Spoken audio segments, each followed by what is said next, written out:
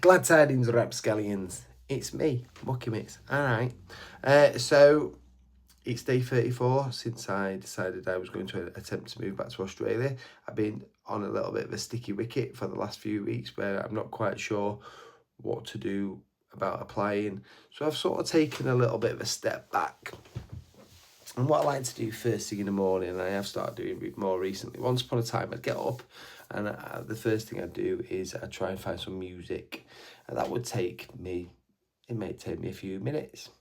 And then I go and jump in the shower and then, or I try and find, something to watch on YouTube or something like that. But what I'm trying to do now for the first 30 minutes of every day, or thereabouts, is just have silence. Just have, and that used to be something that was really, really difficult for me. And I think that's because I had a lot going on, and I had a lot of, I want to distract myself from decisions and things like that.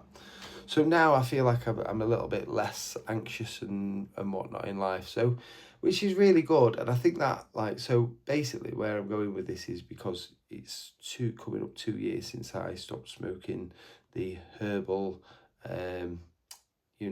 tobacco, the old devil's lettuce.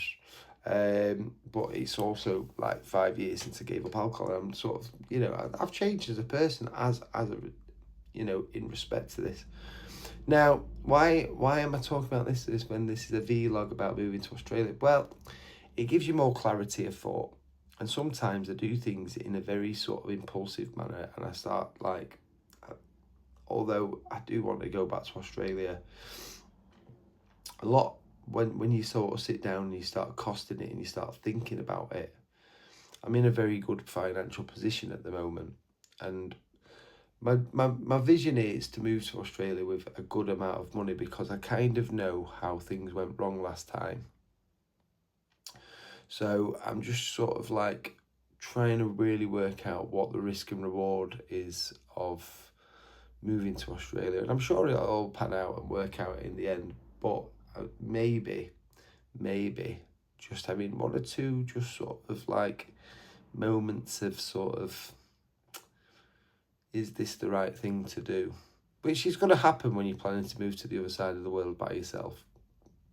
So, I'm just being honest and I'm just vlogging this as I go along. So this is something I'll maybe come back to in a week or two, and I might feel completely different.